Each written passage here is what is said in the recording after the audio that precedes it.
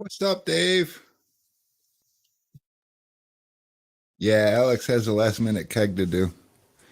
So I thought, hey, we should go live just a little bit early, and those who want to watch Alex put together a keg can.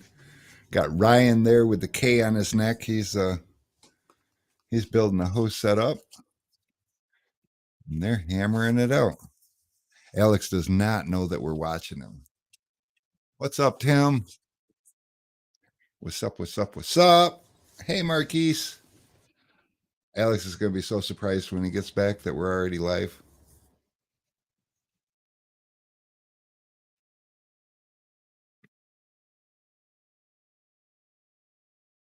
So we got a new coffee service. I didn't realize how cheap it actually can be to do a coffee service, but this company brings us a real coffee pot, a bun, um, and I don't know how you say it, the carafes. He's got the the little thing, that the pot that's stainless steel and it keeps it hot. It's got two of those, and all we have to do, the machine costs us nothing, and when we don't want their service no more, they just come get the machine. But it's fantastic. They got a bunch of different kinds of coffee. They just brought by a sampler pack today. So we're trying, I believe, the Colombian roast. No, we're trying a Hawaiian roast. And I don't know, it's too hot right now. So I got to let it cool down. But yeah. Hey, Michael, I'm good. I'm good. We're busy these days. Um, Wondering if we're going to have time to have two of us step back on do tool talk. It's been getting a little cranked up lately, and we appreciate that.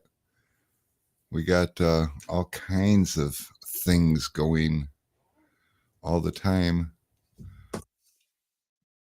Marquise, welcome for the cookies, and we would have done more. In fact, the rest of the stuff came in, so yeah, we've got Skittles, we've got cookies, we've got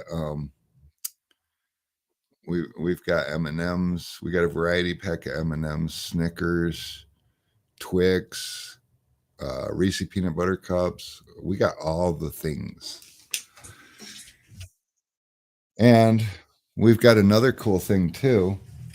Um, Sticker Mule, I think they're called. I don't know, but they did a promo for cheap. I could get a bunch of bags. I don't remember how many bags I got, but I got a bunch of bags for cheap. And look, they got my face on them.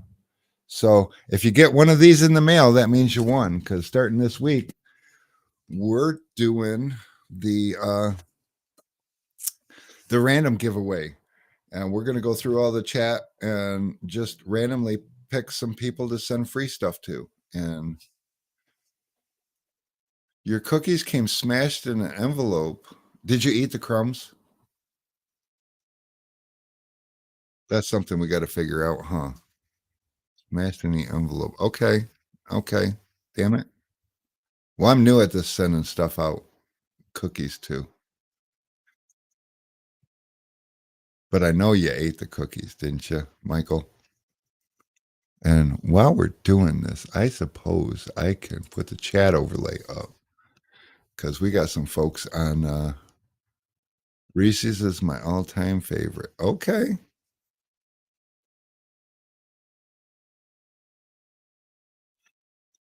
Yeah, Joe, we're doing the we're gonna go ahead and just do the randomizing things. I feel like the wheel is I think it's biased. I think it's got like five favorites, and it just wants to send them stuff every week and leave everybody else out. So what's up, Scott?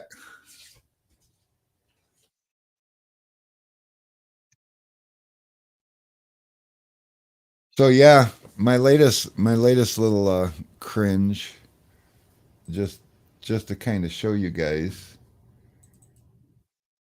There's my Jeep in the shop having a bad day. Unfortunately, it's I had a little mishap changing the thermostat, and I messed up the intake manifold. So I got a guy who can weld it, and I'm actually searching to try to find just a replacement, but they don't make it no more. It's a discontinued intake manifold. So, yeah, good times. Meanwhile, I'm rerunning fuel lines and getting everything all tidied up, putting some gauges in, and getting it ready because why not? I got time. What's up, Brian? Hey, Brian, did they pick up those scuttlebutts today or scuttle shuttles? My bad. Freudian slip. Fuel pressure, we determined we're boiling the fuel. So I reran everything over to the passenger side, and that's going to solve it. I even bought so I can add in a fuel pressure gauge on the inside.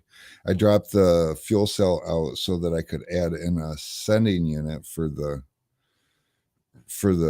fuel gauge too, so I know how much gas is in there. And I had a broken water temperature meter line gauge, and so I got a new one of those. And it don't have a speedometer, so I ordered a speedometer also. So, and Brian is over there waiting to send 2 more pallets of scuttle shuttles. So fret not, we will not be running out of scuttle shuttles. In fact, this time I'm getting 15 more than last time, and I don't think my little closet's going to be big enough for 35 of them. But we're going to try. But yeah, Lobo, I'm excited. But because of all the frustrations with the intake and everything, I committed to buying this rolling chassis. So if you haven't heard of it, it's a Roxer, but this isn't an ordinary Roxer. It's it's sitting on 1 tons with coilovers and full hydro steering, and like it's gorgeous, and it's all brand spanking new. And I bought an LS motor and a turbo 350 trans for it. So Jason, don't fret over missing last week. You're here this week, so we're certainly happy with that. So we'll just move forward. Don't miss anymore, and we'll be good. Dougie Fresh is steady over there. That's good. That's good. Yeah. So how is everybody's business been? Come on, Alex. What's taking you so long? Jeez. I thought he was going to be like 5 minutes. He's like, no, no, we're going to make this one take like 10. And that's a wrap. Here he comes. And there he goes. Oh, he's going to the bathroom. That's the bathroom down that hall. And this will be where we're viewing Alex from. He's got the coffee too. We're kind of coffee snobs over here. I don't know. You guys drink coffee? No, we're not going to be turbo or supercharged to start. At least that's not the plan, Vinny. But on the other hand, I'm planning on having this thing built by winter or spring. So it's going to be a little while before the motor even goes in. I might have the motor sent off. The motor's got 40,000 miles on it, but I might send it off to have it reworked and then potentially put a supercharger on it because why not? But on the other hand, what's up, Alex? What's I almost had it in 10 minutes, but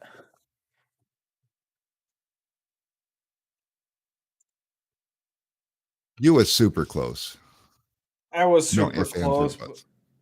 Well, you know how at the seam, so I normally I'd shrink down the top edge and then I would go down the seam because sometimes you get those like little bubbles or whatever. But as I was running my finger across, it like wrinkled like a third of the way down, so I had to like unpeel a little bit, get some heat on it, and then get back over.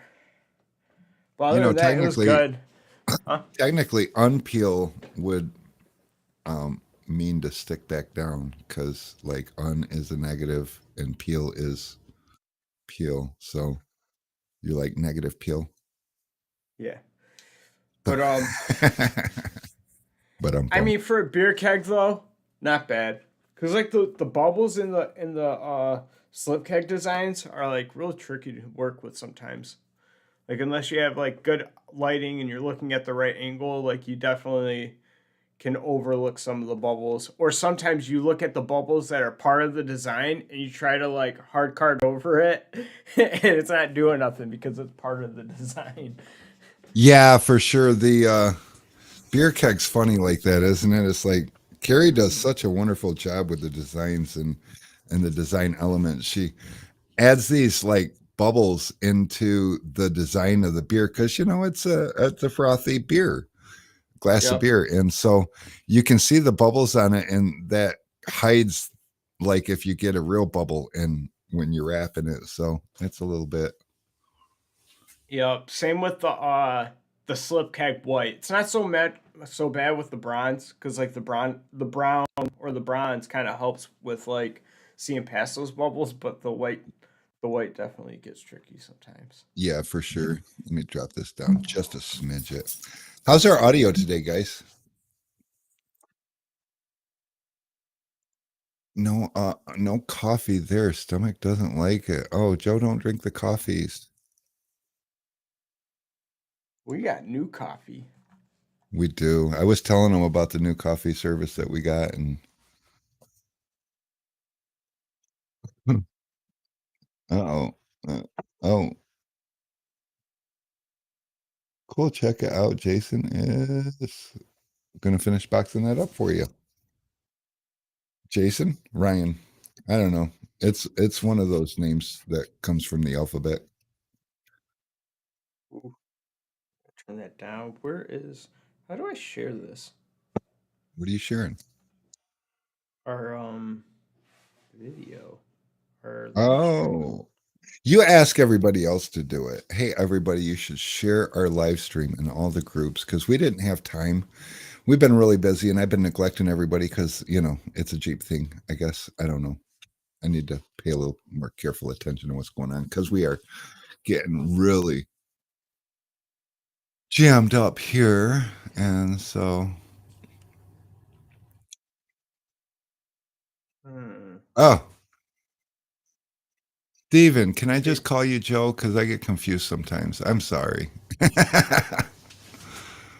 Joe is Invasion. That's right. Ah, I need to put me a little poster up here on the wall just above the camera so that when I see somebody in the chat, I can look up to see who they are because my memory just does not always cooperate. How's the weather every place in the world? I mean, for the first time, I feel like summer has turned the corner. In a matter of a week, all of our trees got leaves. That's weird, but they did, and they do now.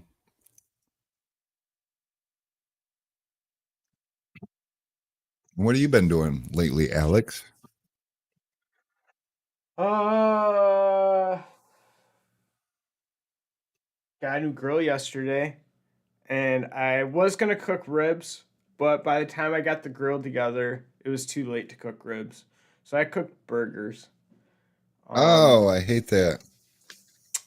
yeah, I thought I was gonna get it like together in time. I didn't go out to Menards until like 8 o'clock, and I thought it was gonna Uh, take like an hour, but I'm looking at the instructions and like the parts that I have like in person look nothing like the drawing that's in the instructions. So I'm like looking for pieces that I'm actually not looking for. And I hate that. but it was good. I finally got to get burgers. It's my first grill. Other than the little like tiny, like the one that we have on the side of the building. I got one of those at home, Hibachi. but Yeah. yeah, I can never get the coals to do what I want it to do on that. Like I've used a big charcoal grill and it seems like it's a lot easier to work the coals on that than it is that little tiny thing.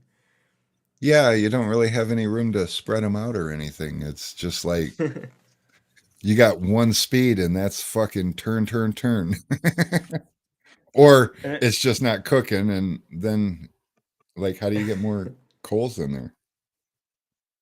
right, like I see smoke coming from it and the burgers have been on there for like over an hour, and then you open the lid and it's like still raw. And you're like, Yeah. oh man. Brittany impressed the But hell out of me. She's definitely a charcoal cooker, and she used that thing well. And what's funny is that's the grill that she used for her husband, and 5 kids. And last year we bought her a new grill, a big one, but we got her charcoal because that's her thing. But she always impressed me with how well she did with that.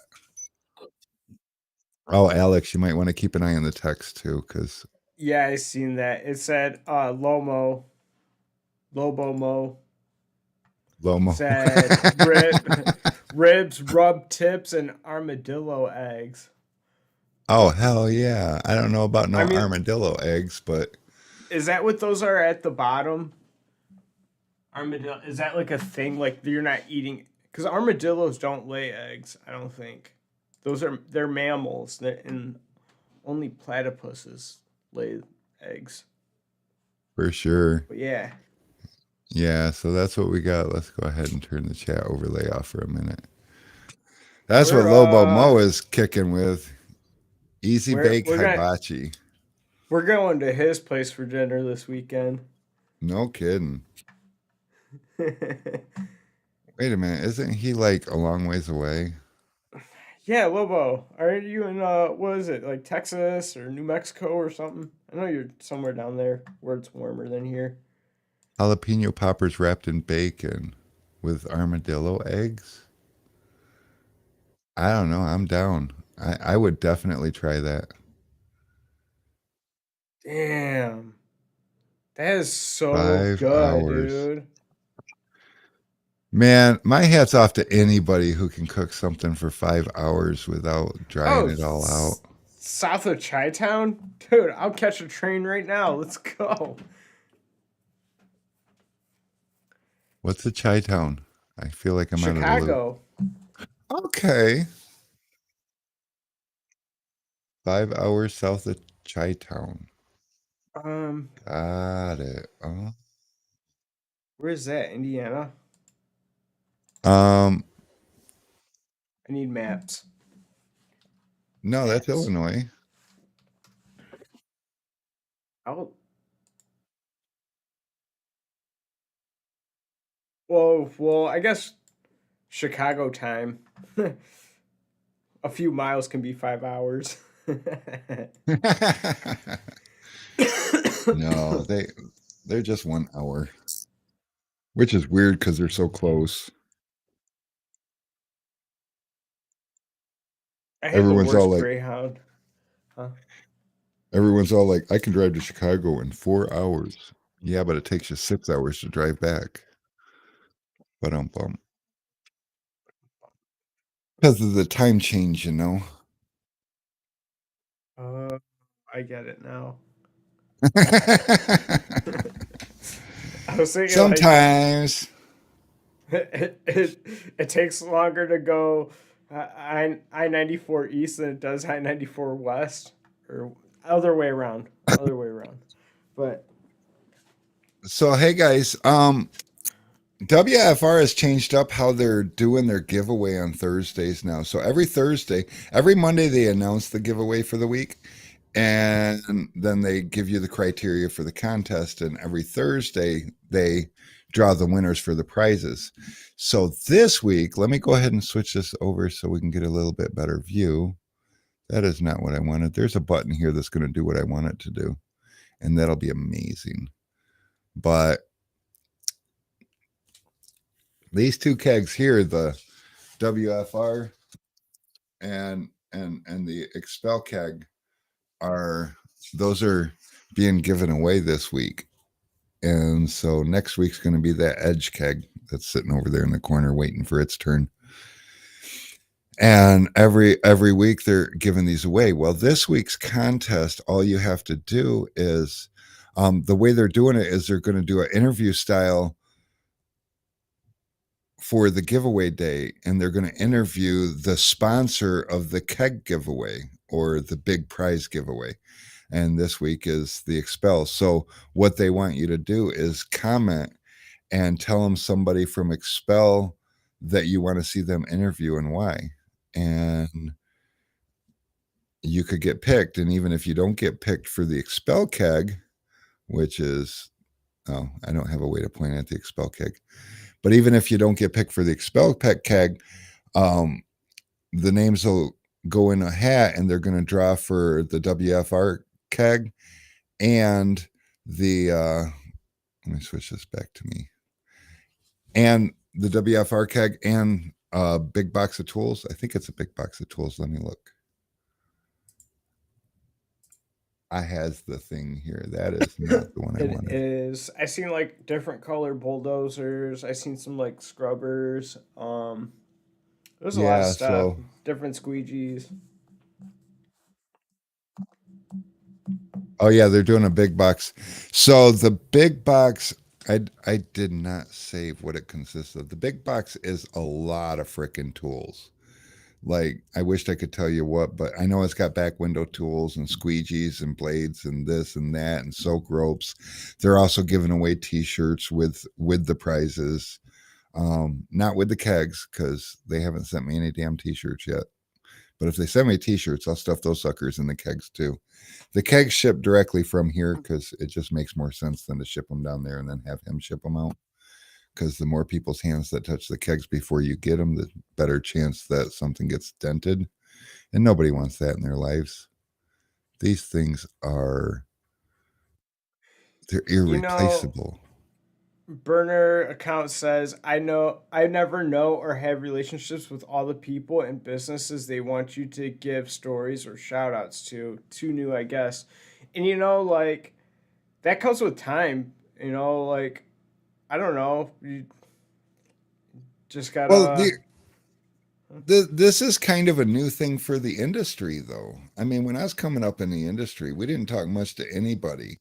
And the only part of interaction you had with any company was if they had a sales rep in your area that swang by and said hi, and they're just saying hi because they want you to use their film, and they'd entice you with a sweet discount to get an opening order, and boom, they got you hooked. And it's just not like that anymore.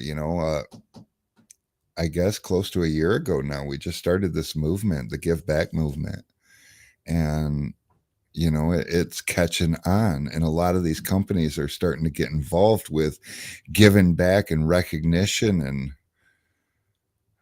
um You know what I've noticed too in the last couple of years, like when I first came in the scene and like started getting to know everybody and kind of like feeling the water and like learning who people were, it really seemed really clicky, if you know what I mean. Like you knew certain people were in certain circles and you knew who was a part of that circle, and I feel like that kind of simmered down a little. Like I yeah, feel like there's more unity. yes, yeah, it was way more exclusive before. Like if you could get into a clique, then you were in, but if you weren't, you were an outsider looking in, and it was like, how do I get involved? And nowadays all you got to do is say something and they're on it. Yeah. I mean, there are definitely people that still kind of like try to keep it exclusive or inclusive, but yeah, those guys don't matter. Um We got a question. Mr. Gonzalez says that his tint keg developed a leak in the hose. Is it because he left air in it? The answer is no. You should be able to leave air in it, although leaving air in your hoses pressurized and stuff overnight is going to, to a degree shorten the lifespan of the hoses, but it shouldn't cause it to leak. If you're getting a leak, 9 times out of 10, it's going to be one of the fittings or a clamp that isn't quite tight. My best recommendation is to snug your clamps just a little bit. I mean, it won't take much unless it's gushing, but I mean, if you're just getting if it's just pissing a little bit out of there, snug the clamp down and see if that solves it. Make sure that the fittings, anything that looks like a wrench can fit on it, a wrench does fit on it. Make sure that those are snug. They don't have to be super tight. Aside from the ball lock connector, the part that actually connects to the hose. If you're leaking out of there, make sure that that's tight to the ball lock connector too. So yeah, for sure. But you're definitely not causing it to leak by leaving it connected. And here and there, because people do throw razor blades on the floor and snap their blades on the floor, if you run over a blade or pull your hose over a blade just right, proper, this is kind of improper actually, but if you do it just right, that blade's going to kick up and it could make a little slit in your hose and you could get a little pin leak that just pisses. That's no fun. I am a 4M dealer and really have no relationship with really any other company, but I must say, 3M dealer, I bet. I must say, when I went to the Tinnathon and it moved Tinnathon and got to meet a whole bunch of greats of our industry. Yeah, that's true. And honestly, Vinny, on social media, you just got to speak. You'll notice, once upon a time, if you made a post and stated your opinion on anything, it was a bash fest. Everyone wanted to tell you how you was doing it wrong and stuff. And that just doesn't seem to be the case so much anymore. And there's a lot of admins responsible for that and moderators that are stepping up to the plate and trying to nip that in the bud too. Because we all have an industry here that we want to grow into and be a part of, but it's from Mr. Gonzalez said that it's from one of the clamps in the from the inline filter. Yeah, snug those clamps down and see if that takes care of it. And if it doesn't, put some good light on it and see if you can take a towel and dry it while it's leaking and see exactly where it's coming from. Because we can get you squared away on that. Our stuff does have a lifetime warranty, and as soon as we can pinpoint the problem, no pun intended, but because obviously you're dealing with some sort of a pin leak. But yeah, if you have to explain the pun, it's probably not a good one. Anyway, so yeah, if you have a problem with it and can't get it resolved, reach out to us and we'll walk you through it. And we can even video call you or send pictures back and forth. There's all kinds of options for us to feel like we're there helping solve the problem, and we'll get your parts out right away.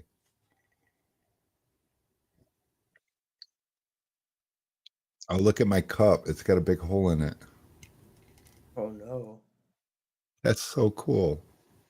There's a pun in a pun. Rick Thomas says 90s kid here, big pun. That's pretty funny.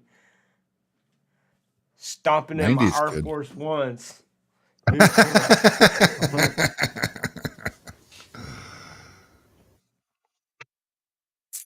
Oh yeah, absolutely, Mr. Gonzalez. We pride ourselves in our warranty. I work really hard to try to put the best product out there and the best parts. But even with the best of stuff, sometimes things go wrong, and somebody needs to stand behind that. I can't leave that on you. Let's face it, I do charge a premium for these things. And there's a couple of reasons. One, because I put premium parts into it. But the other is because I'm going to take care of it forever. And that means that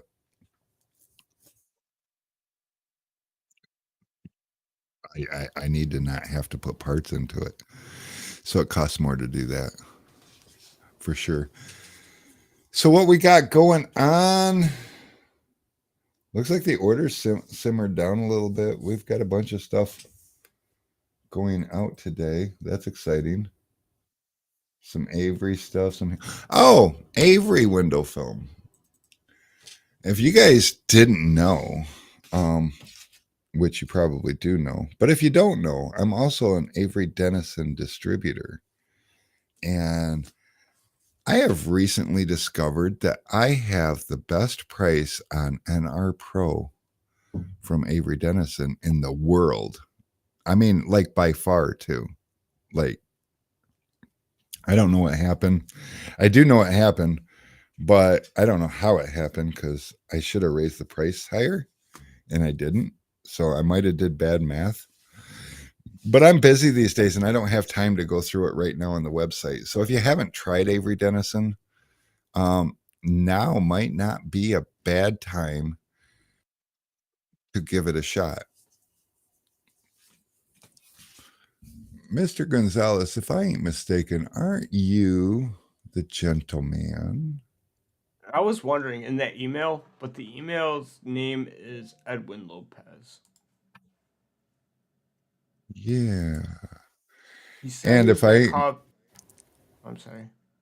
oh, wait a minute. Yeah. So the Lopez one, that's leaking at the clamp at the ball lock connector. That's not Yeah, him. and I called that customer too, and I was asking him if he could explain a little more in detail. I asked him if he tried tightening in the clamp, and if that didn't work, then maybe try tightening that nut that connects the in between the clamp and the ball lock connector.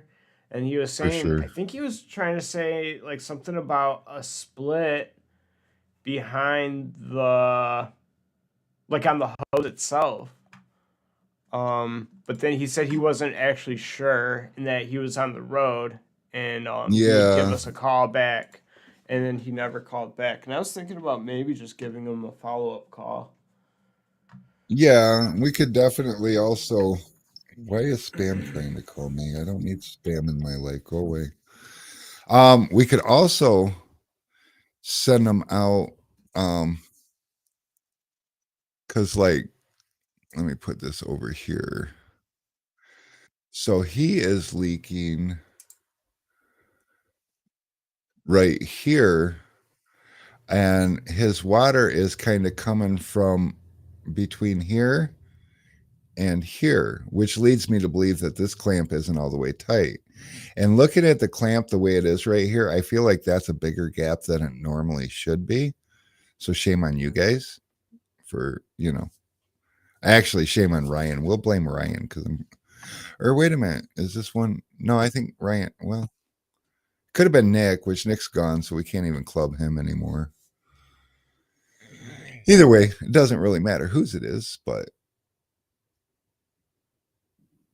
right here, except for on the inline filter,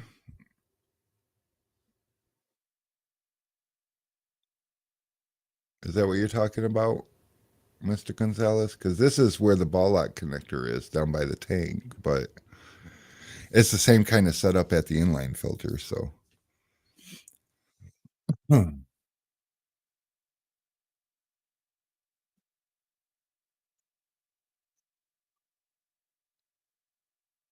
Let me do this back down. Boom. Huh. Okay. Yes. So yeah, I would definitely recommend snugging those. We try not to make them too tight, but obviously sometimes by not making them too tight, we might not make them tight enough. And lately we've been doing like 6, 7, 8 kegs a day. And that's just a lot. I'm gonna have to build a whole new building and hey, what's up, Invasion? I was calling because you guys and your funny names and me and my bad memory, I was calling somebody else your name today, which means I should call you Steven. Because I was calling Steven Joe. I get so confused. Watch his name be Brian. Damn it. Hey, what's up, man? So yeah, for sure. We definitely Yeah, we're just hanging out. Good old hanging out. oh Alex and I showed him my bags and someone told me that these are just freaking awesome. Someone told me their Hell cookies yeah. came in a bag and they were all crushed. And he wouldn't tell me if he ate the crumbs or not, but I think he ate the crumbs. I would have ate the crumbs. I'd have been Oh like, man. crushed cookies or good cookies. I mean, they're easier to eat when they're whole cookies, but you know. But Alex, how much goodies do we have to give away now? Do we have enough, you think? Oh man. There's a lot. There's a lot of goodies. I'm pretty sure I bought more cookies. I bought more goodies this year than I bought Girl Scout cookies last year. Last year we were giving away. I bought like 10 cases of Girl Scout cookies, and we were giving them away last year. But I Dude, suppose out of like Snickers and out of Skittles and Twix and Reese peanut butter cups and M&Ms, and we've got, what are those damn, we've got so many things. Starburst, Oreos, we got Oh yeah. Nutter Butters, I think. Yeah, we got so many things. But what's your guys' favorite stuff? What's your favorite candy stuff? And who has peanut allergies? Because I don't know, apparently that's a thing. And oh yeah, it was Michael. It was me, Rick. I couldn't eat it because it came out of the pack into the envelope all over the tri-edge and the sticker. Oh my God, they just mutilated your stuff. Dang. Stupid Lobo got USPS. some. All right, so we have to come up with a different solution for this because Steven says that he likes Snickers, Nutter Butter, and Reese's. Heck yeah. Ryan's gonna go ahead and claim the Oreos. Oh, he got the Oreos from me yesterday. Thanks for adding to my obesity. That's all right. Don't Anytime, worry, man. Ryan. When we start giving away shirts, we're also going to be making sure we carry all the way up to 2X and, 3X on special requests. So we're not here to judge.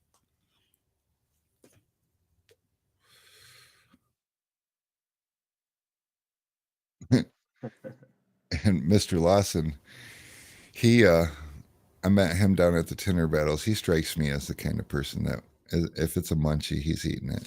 He's like, yeah, I'm in. Any is good for me. One Oh, cheap man. David. Oh, he got his hats. Would you look at that? Oh, you gave him more hats. Oh, that's right, because I think he got one hat, but then he also got a special hat. yeah, one of those is the one on the here. We'll go ahead and throw it up there real quick. The one on the right is a special hat. It's the one that we'll go ahead and zoom that in a little bit. The one on the right, if you can kind of look right here, there's a little color. It says DW over there, and then this one we sent them because we wanted to. I think I don't remember. What does that So, even mean, Dave? Face to the name. what does that even mean? Bloop. But yeah, so as you can see here, we got text message and Oh, there's our young blood. I can't make all of them bigger. Only if they have this little download button here, then I can make them bigger. So Wow. Did you tint that, Dave? Where are you, Dave? You're not even on here.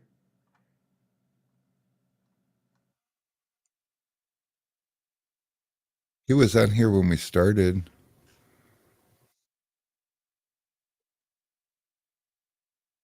Ryan says I'm still only XL, but if I keep eating cookies,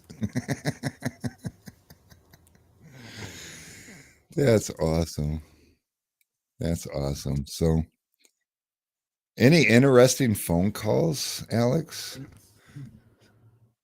Speaking of interesting Today? phone calls, yeah, you guys, if you want to like call in, I'll put you on the air. Alex is going to answer the phone and screen you, but if you're legit, he'll put you on hold, and I'll go ahead and put you on the air. And if you want to text in anything, we both get to see the text messages. So for sure. And we'll put those on the air also.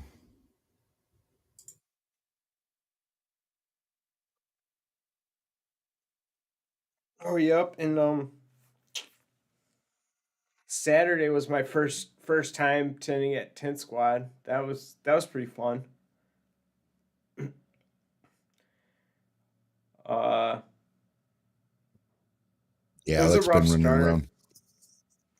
It was a rough start. I mean, like I just kind of like it's so different when you're like tinting by yourself and you have no one to critique you, and you think you're doing all right, but what you see might be some like what you don't see could be something that someone else sees, and you'll never know it because you have no one there to critique you. And Oh yeah, it for was sure. And it Charles was is like, man, he critiques me and it like infuriates me. I'm like, leave it alone. The customer's never gonna see that. He's like, I could see it. and like we were like kind of working against each other at first, and like after like the second car we just had to be like, hold up, let's just take a pause real quick and then like do something different. We had to keep trying different things until we eventually fell into this rhythm, and then once we found our rhythm, like everything was smooth after that. I almost got to tint Ridgeline front quarters, but Charles was like, "Yeah, I think I'm just gonna do those." They're like all weird. They were like Z shaped, but Oh, Charles told me you did a bunch of doors. I did, and they were mostly foreign. Like I was always intimidated them. I've never tried them, never wanted to try them because they were just so intimidating. It just like sounded really scary from like what everyone else was talking about, and they like laid fine. And Steven asked, what's a tent squad? Oh, Tent Squad is our sister company. So we have a tent shop on the other side of town. Um, and they are open Monday through Saturday, while this place is open Monday through Friday. So to make some extra cash, I decided I was gonna go and help out there on Saturdays. And what a Hydra- welcomed addition. Mr. Gonzalez, Alex, we were just talking about the hybrid squeegee today. Mr. We Gonzalez says were. that hybrid squeegee is awesome and just purchased a second one. Puts all the other ones to shame. It really does. It's everybody I know that's used it has become their favorite, including myself. I'm a big advocate for the hybrid squeegee on auto. It's just the perfect, and it doesn't matter if you use the blue or the orange side. Now, Charles over at Tint Squad, he uses a hybrid squeegee, and he's a big baller. So he's got two handles, and in one he has the orange side out, and then the other one he's got the blue side out. And if he nicks either one of them, he just flips them both around. And he uses the orange for cleaning and the blue for extracting. Me, I use either one for either all the above. I don't care. But I'm not a big baller. I can't afford, to put two squeegees in my pouch. That's expensive. Well, like, okay, here's my question though. Like, how much of a learning curve is it to transition from a cropped blade to a squared or beveled blade?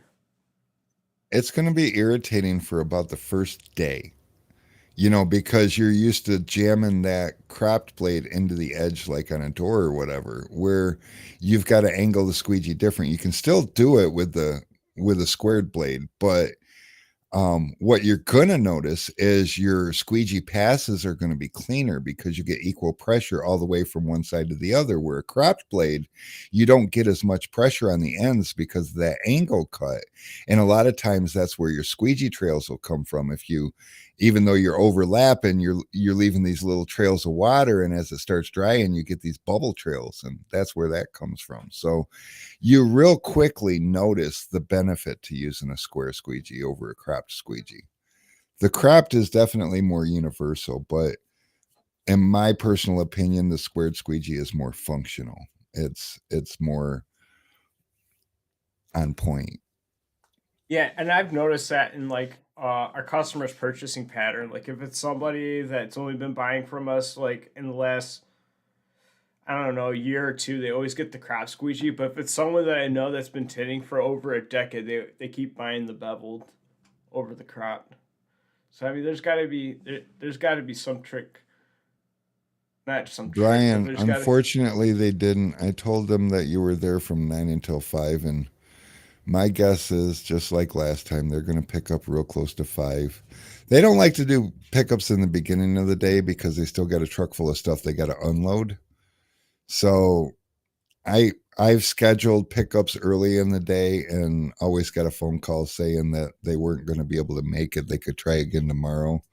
And then I always cave and tell them to just come whenever you come because I, I I need the stuff picked up, and I'd prefer it be picked up today than tomorrow. Later, Uh T oh. Town.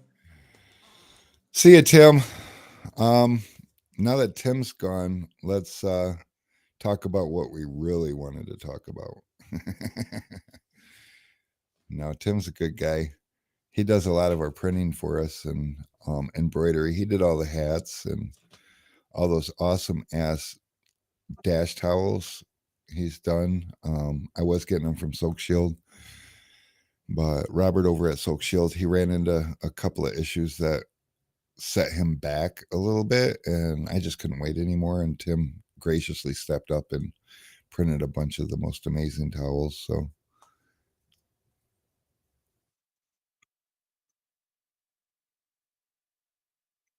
Speaking of baseball, football is almost right around the corner. it is.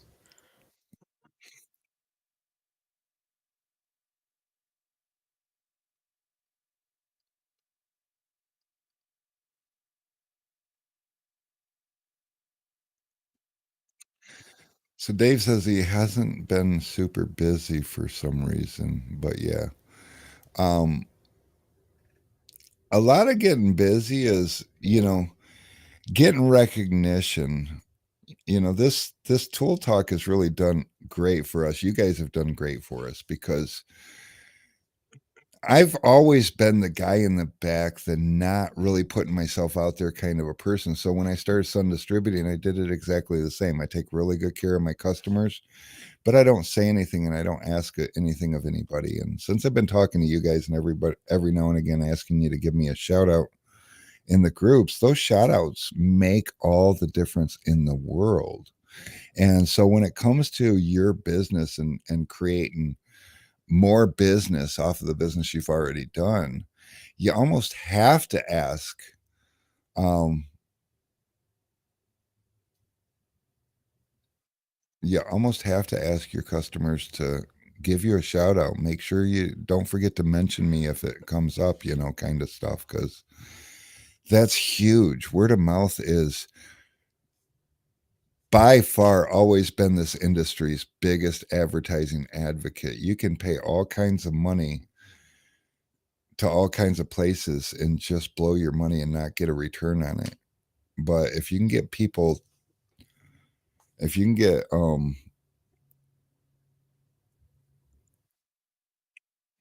shout out to Corey Case. if,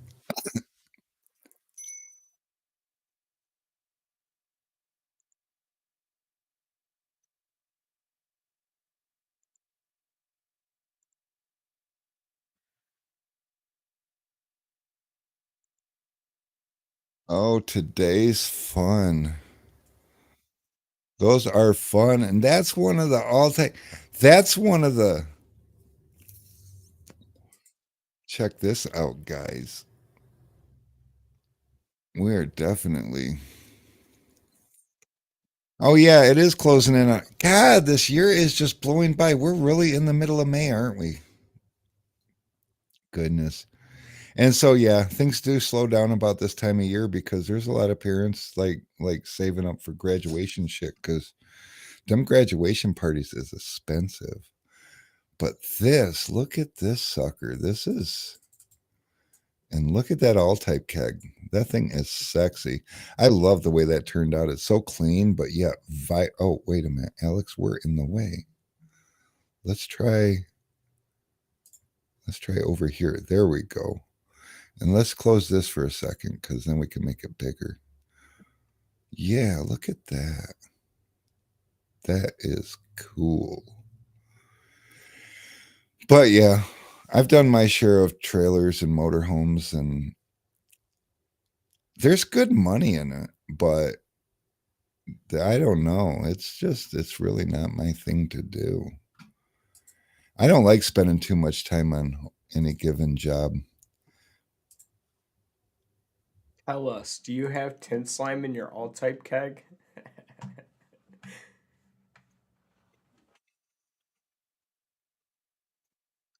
What is that?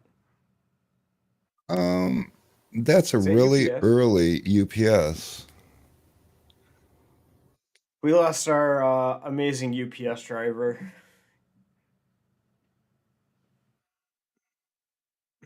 Wow. He's awful early. I'm gonna go regulate.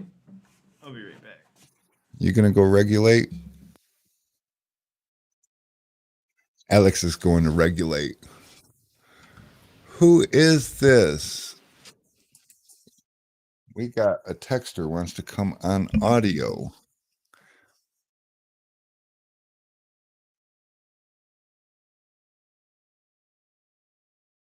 See if I can make this happen. Doug says, I'm 10 minutes behind on live. What are we texting and calling about? Um, we're texting, calling about whatever you want to chit chat about. And I'm gonna try and see if I've got this thing working just right. We Hey, what's up? Is this Mr. Tallman?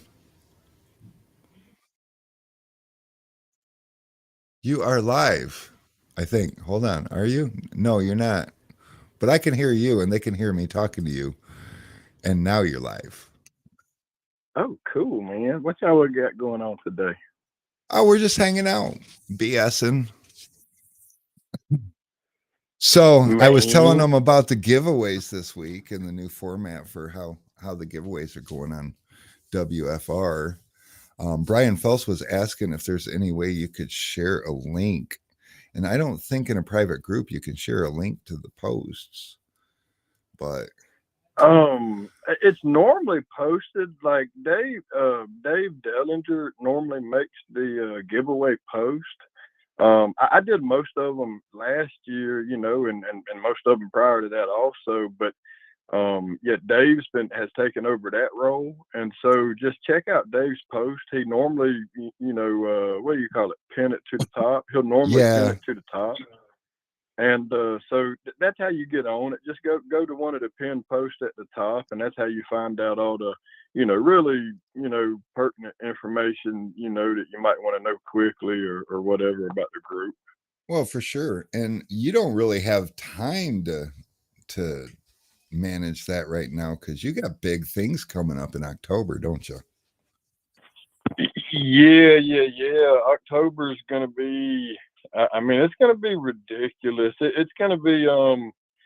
I don't want to say what it's gonna be or not gonna be. All I can tell you is we have a lot of people that are investing into it, and we've got resources, to do something really big, and I feel like we're doing something really big representing, the actual individual tenners and tent shops too, of course, and then, trickle that on up to obviously, the suppliers of our industry. And it's called a family reunion for a reason, right? It should have a family reunion type atmosphere, just laid back, chill, couple uncles or something raising hell in the back. I don't know, but just normal. Oh, there's going to be some hell raising going on. You got a full kitchen, inviting all the sponsors to use it, and you're giving away $15,000 to the first prize winner.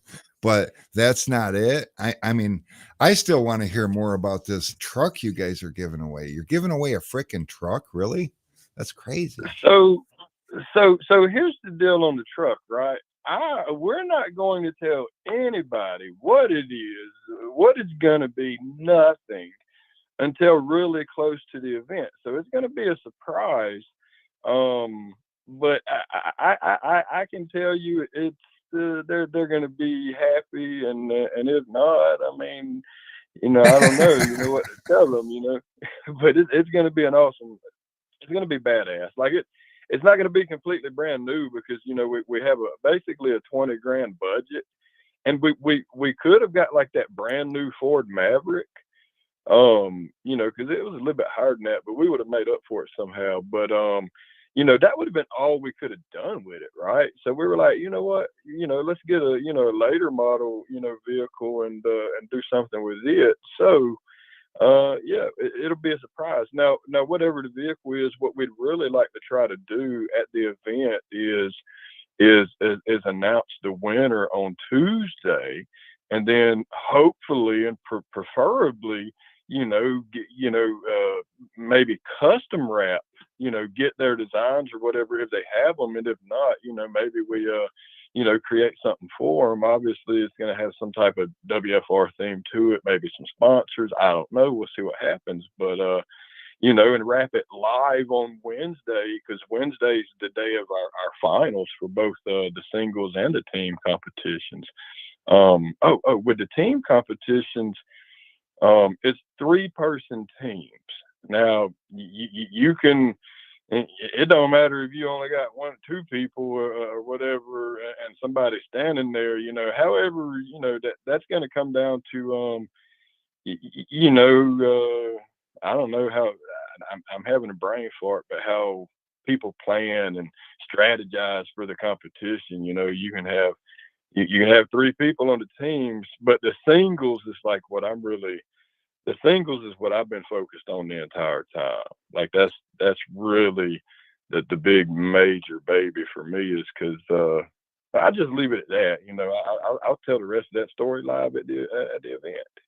Yeah, absolutely. I'm kind of excited about everything that's been playing out in the industry because, for years and years and years, we only had the WFCT conference in Tinoff, and everybody, it seemed like, had some sort of a issue with the way that they run the competition, because there's just so many things about it that could be improved. And you guys, well, us guy, everybody that's WFR is making it happen to where the tenors' voices are heard, the issues are being addressed, and not only is it going to be a competition that seems more fair in the tenors' eyes, the competitors' eyes, but the stakes are just as high or higher. In past years at the Tinoff,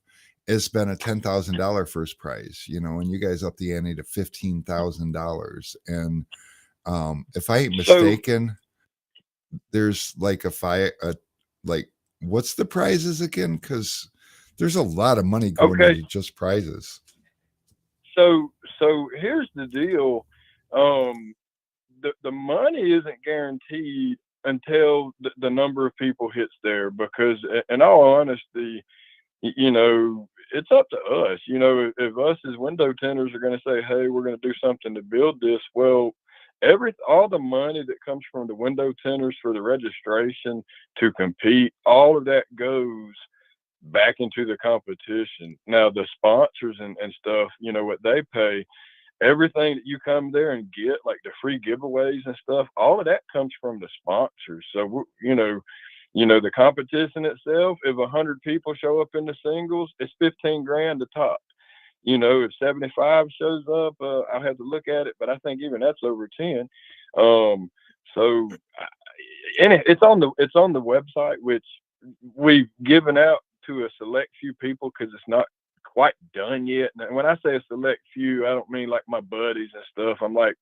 It's like my buddies, right? Like, obviously, I've gave it out to a couple people myself because we need to test it, but that's the only reason anybody has it right now, so we can test it. But I think it's kind of got passed along a couple more times than I expected, because we got we got more people popping on there right now than I was wanting just quite yet. But so I'm not going to pass it out. And if somebody else has it right now, don't pass it no further, at least for a day or two, please. Yeah, let's get the kinks worked out a little bit first. No, that's another thing too. You were bringing up the registration fees and stuff. You know, a lot of people, when WFR first started taking on sponsors and charging sponsors for board space and advertising rights on the group, there's so many tinners that just because of the mentality of the industry, there's so many tinners that scoffed at it. And I hate to say it, but including myself, because I was in that old mindset. You know, this was before this whole give back movement really got any kind of traction. And I looked at it and I didn't look or frown on it. I thought, wow, there's a business minded person who is taking something that he built and capitalizing on it. But then you turn around and did exactly what you said you were going to do, and you give like 100%. Actually, I've been looking at numbers, and you give more than 100% of it back. I'm seeing you putting money out of your own pocket into this thing, and you know, Yeah, if yeah. I You weren't supposed to don't. You're not supposed to tell people that live. I don't. I do no such thing. you know, I'm just kidding. it's only in bad Yeah, taste when you brag about it, but when somebody else takes notice and mentions it, that's okay. Pat yourself on the back. You're doing good stuff, man. It's crazy. But what I'm seeing is if you know, and I haven't used a calculator and wrote anything down, but am I correct in assuming that Window Film Revolution is going to give away over $50,000 in giveaways this year, including prizes, and it's insane. No, you're not correct on that. It's probably going to be closer to 80 to 100, to be honest. Like I said, I haven't used the calculator. I just see a lot of numbers happening, and it's just amazing. Well, and now you also have to understand too, like, you know, I don't know which numbers you're counting, but the actual value that the person receives into their hand, that number is going to be lower than the actual value, the actual money spent to get it to them, right? Like, because you got to add some to each thing that the people get, like, because every giveaway you have to physically, I have to physically, in a lot of cases, receive the product or products that we're going to give away, and so somebody had to pay to get that to me, or I had to physically go get it. And then and even in your case, there's still cost every time a tank goes out, and then luckily, so those might not be costs that you might count into your numbers, but add 35% to whatever numbers anybody guesses just off of that. Yeah, for sure. Yeah, there's that's a lot of behind the scenes stuff that people don't realize, that it's not just about what's given away, but it's, the cost of giving it away is usually in a much excess of what the person receives, and so but my whole vision on the whole giveaway stuff is, obviously it's the sponsors and the partners to do that. Well, I'm a window tinner, so I have a perception, and I'm close to a lot of people, so I've got a very unique perception on things. And my entire thing is I'm honestly tired of hearing window tinters saying that the sponsors need to do more. Like, are you kidding? Like, look at how much money we're giving out this year. That is the sponsors. So here's my deal, and I'm a window tinner. It's time for the window tinners to step up and do more, right? And this year, there's going to be a crap ton of us step up, and that's what's going to make this event so unique. Is I actually tint windows, so. And everybody around me actually tints windows. So, a lot of it's cliche to say it's tinners by tinners and this, and I get all that. But no, on the real, I'm a normal window tinner. I don't have no big mega shop. I got a normal mom and pop shop. And so I think that's 80% of film shops out there are shops just like the one that I represent. So I believe I'm representing the majority. Now, Absolutely. don't get me wrong, there's a place for the other 20%, and every shop should aspire to always improve and reach that. But the reality is, not all of us are going to hit that level. Not all of us want to. And, I just want all of us to be together, not just the filthy rich among us, right? And that's Right. the way I Well, see I it. mean, I can tell you both sides of that story, honestly, because when Oh, when when yeah, I absolutely. when Go I ahead. started Tint Squad in 2013, by 2017, we was the largest automotive tint shop in Michigan. We were doing, I don't know, more than 6,000 cars a year, close to $1 million a year in automotive. And in Michigan, that's just kind of unheard of for just window tint. We didn't do vinyl. That's We didn't amazing. do we didn't do all that other stuff. That was just window tint. And it's a lot. And I heard I heard some people talking about how when you scale up like that, it's kind of funny how the money's not there. It's not like just because you're doing $1 million a year, you're filthy rich. Because I was by no means, I mean, don't get me wrong, I made a good living, but I was by no means filthy rich. And we ended up scaling back down, and we've got one full-time tinner. We've got Mary that runs the show, and her daughter Brittany now runs the counter, and that's the whole operation over there. And everybody makes a decent paycheck, and that's all that anybody wants to do. And you know what? That's comfortable life. The reason that you're among the majority is because you can live comfortably like that without all the headaches. There's a lot of headaches that come from running big business. And There is. There's a ton. Shoot. Like, you're speaking about my time. Like, I don't, I really, I'm still on, obviously the Facebook group WFR, but I'm not on it near as much as I was.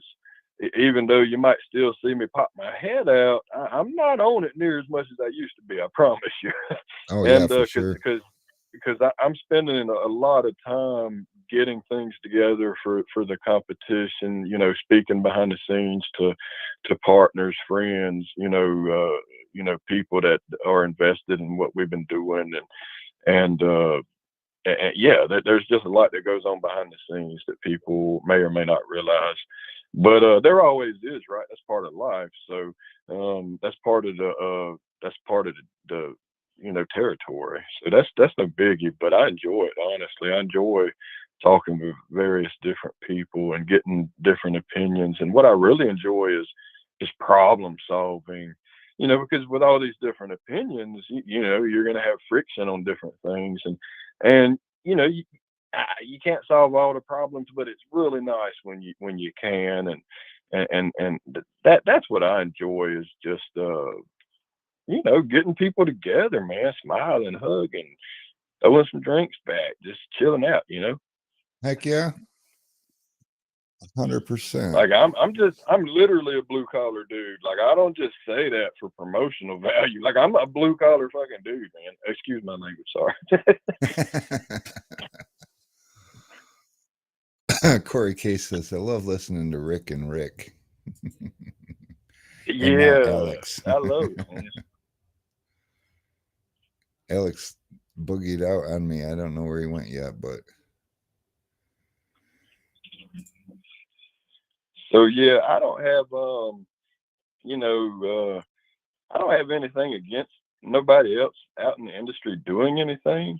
But like you said earlier, I definitely seen spots for improvement, or at least my opinion of improvement. And that's really all it comes down to. You're going to have several different events, and people are going to have different opinions on how things should be done or not done. And you know what? Get with what works for you. I mean, I invite everybody to come to our event, regardless of who you are, no matter who you oh, are. for sure. And like I said, it's called family reunion for a reason. Yep. And the cool thing about the different events is it's almost like a variety pack, and I almost think that you can't a person can't really focus on just trying to like which event do I want to go to.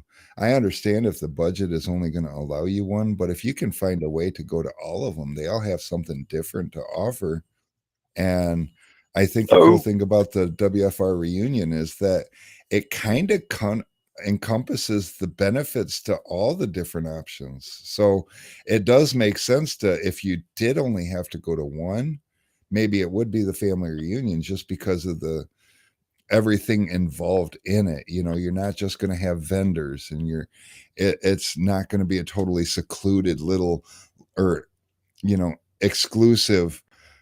That's one thing about the WFCT tin off is they put everybody in the middle and then rope them in, and then everything's hush hush, and there's no transparency in the judging, and there's the different levels is like restricted as far as what it takes to get so, to the so next let, round.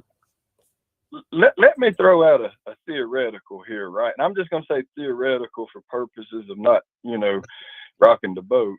But, let's say you're like the big wig in whatever industry you're in as far as a certain thing goes, like let's say an event. Well, in some cases, the people running that event, you know, didn't necessarily start the event, from our industry. That there's been several people that have come into our industry, strictly for marketing purposes, and there's nothing wrong with that. But I do kind of question, somebody coming in for marketing purposes, to enrich themselves. I mean, it's just bottom line, and then running our events, like, and that's just my personal opinion, and there's plenty of good that have come out from all of these events. So I'm not knocking nobody. It just kind of rubs me weird, that somebody that's not really in the industry is running an event. I'm not speaking, I'm speaking very vaguely. I'm not saying nobody in particular, but you understand what I'm getting at? Yeah, absolutely. um I, I just believe a one thing window that sitter I knows how to think run. Huh? one thing that I think that the people that you speak of, the marketing people that got into our industry and did this, one thing we could tip our hats to them is they actually showed us how big it could be, but unfortunately it didn't come from our roots, so Bingo. that's where we have to go in and make the changes needed to be made, because simply for years and years and years I've heard tinners saying what needs to change, and nothing's changed. And so why not Tinner step up to the plate and say, well, okay, then we'll make the event that we want. It's just really Well, that and simple. and and that was the dilemma that I was in. Is there was changes I wanted to see. Obviously, I'm not. I voice my opinion, rather easily. So, I obviously voiced my opinion multiple times, and it was just, fell on deaf ears. And there's nothing wrong with that. I get it, but ultimately in this industry, if you want to make change, you can't just talk about it. You can't just talk and talk and talk and expect everything to happen because you talked. You've got to put the work in. And the truth is, to stay committed to something, you got to be willing to put in years of work. Like nothing's going to fall in your lap overnight. And so there was a point where I said, you know what, I'm committed to this until it's seen through. And I don't know. I had to look back at the exact years because there's one year in particular that I can say I made the decision to, yep, we're doing our own. And it's taken years since then to make Well, it happen. But this absolutely, year it's but happening.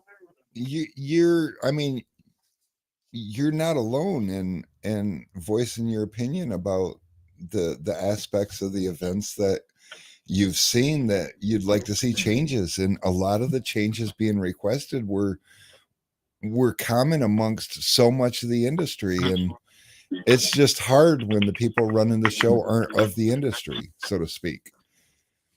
You know, Exactly.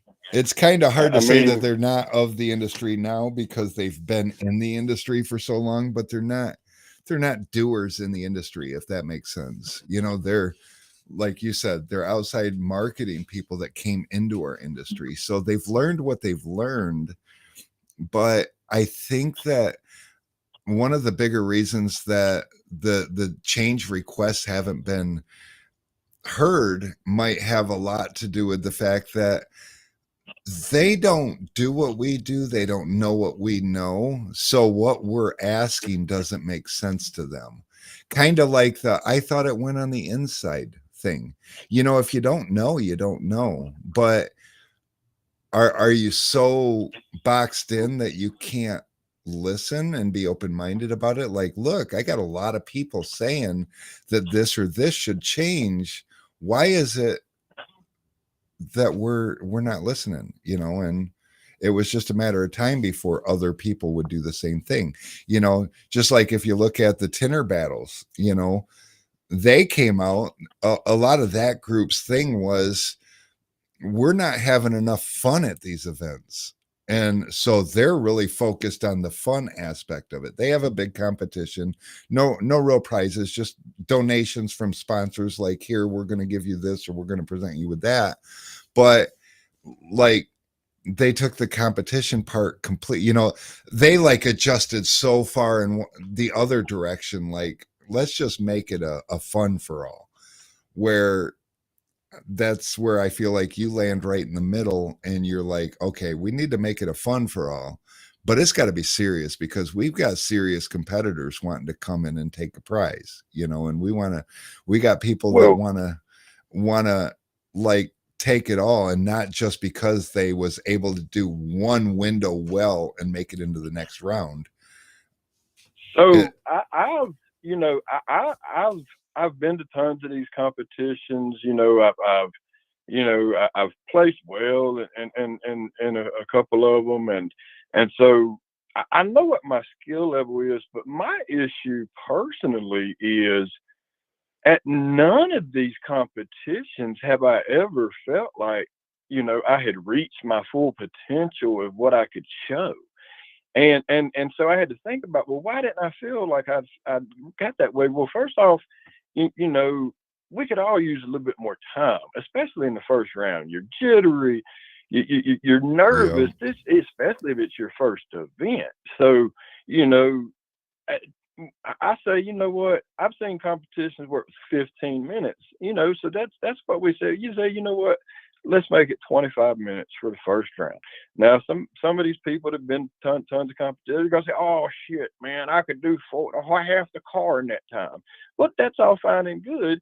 If you can do half the car in that time, then you can do one hell of a job on that single window in that time, right? So, absolutely. like, nobody's ever going to be completely happy no matter what you do.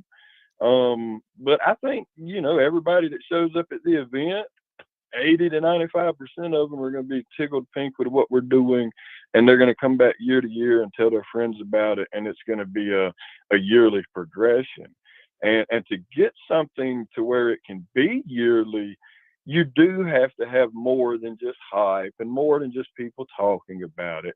You have to have the logistics in place to make it happen. And there's just a lot to it. But that's kind of a great point too. Is as a window tinter, look around. You've got people like Rick McIntyre, like myself, like other people out here, Dean Mitchell, Eric Devash, there's several people out there. I could name tons more.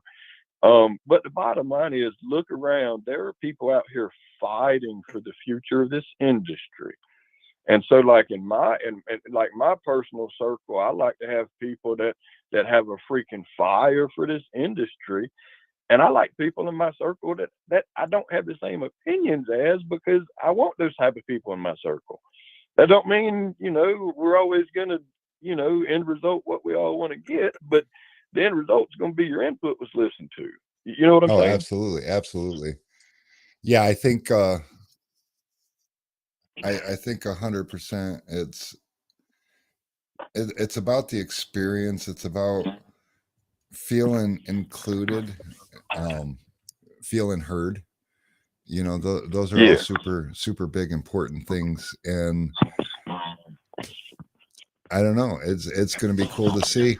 Now, one thing that everybody can expect, and I think that everybody, if nothing else, should try to make it a point to be there, because one thing that I've learned watching people start these things is there is a lot of moving parts along the way.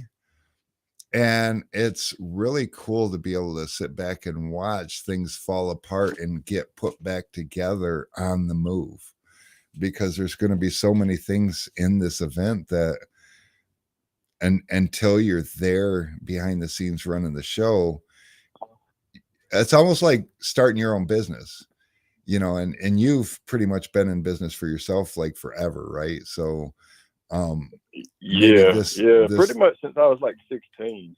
yeah, so I was the guy that, you know, for 20 years of my career, 22 years, something like that, I always worked for somebody. And I finally decided I'm ready to start my own business. And as much as I paid attention through my career, when it was time to run my own business, there were so many factors that you don't know until you're faced with it, you know. And that's what starting one of these events is like, is that there's a lot of moving parts, and once you get into it, then you're going to be like, oh, and that's going to be the opportunity for anybody who wants to attend to be the voice of change, because you know, we're also not about just complaining anymore, because we can make suggestions and now there's people that'll listen.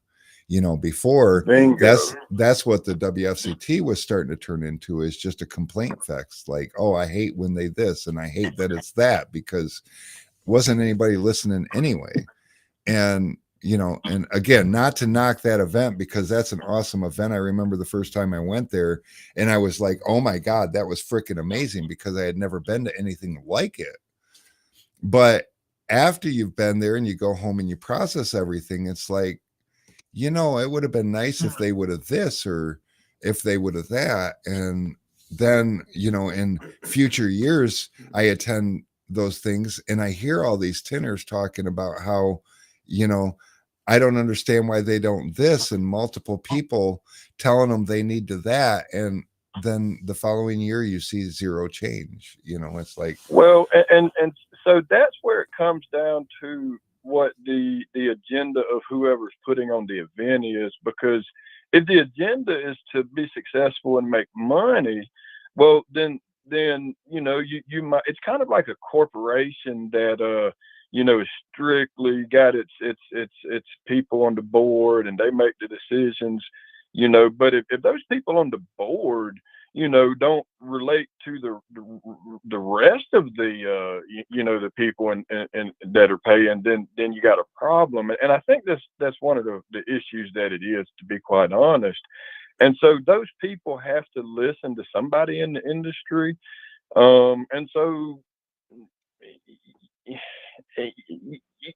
everybody's got, you know, everybody can do their own thing.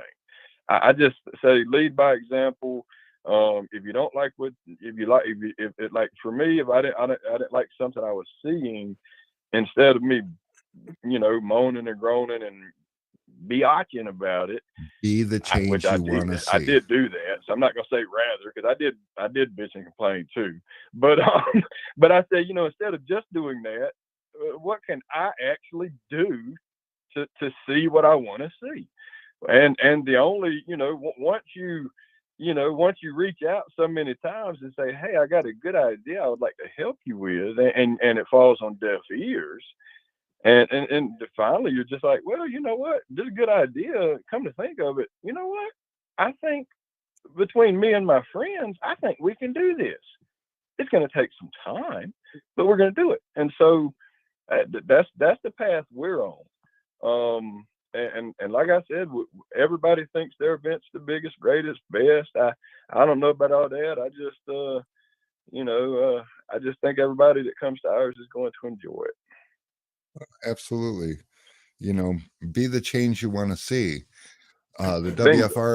WFR event isn't necessarily going to be the biggest. It's definitely um, would be subjective to say it's the best.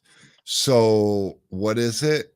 It's the event that Rick Tolman and company wanted to see. So, if anyone's curious about what real window tinners in the industry wanted to see for an event, like a serious event, this would be the one. And it's a family friendly event. There's going to be kids prizes, and it's that's the other thing about the tin off is if you brought your family with you, you were especially disappointed because there was nothing really family related happening. It was 100%, you know, tint Well, contest and and vendors. It was not a whole lot of family fun.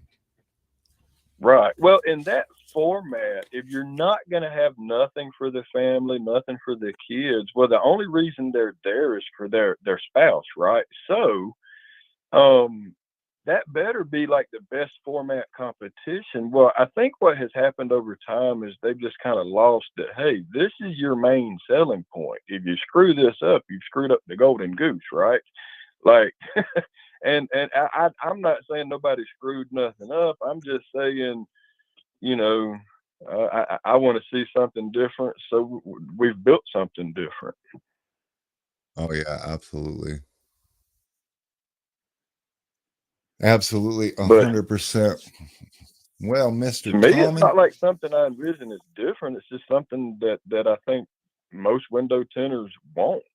It's a 3 round competition, and it gets harder as the rounds progress. And but at least at this competition, like you don't get knocked out of the first round and be like, everybody, 10 people went through the finals, and there's 90 people sitting there scratching their head like, what I do wrong? You didn't do nothing wrong.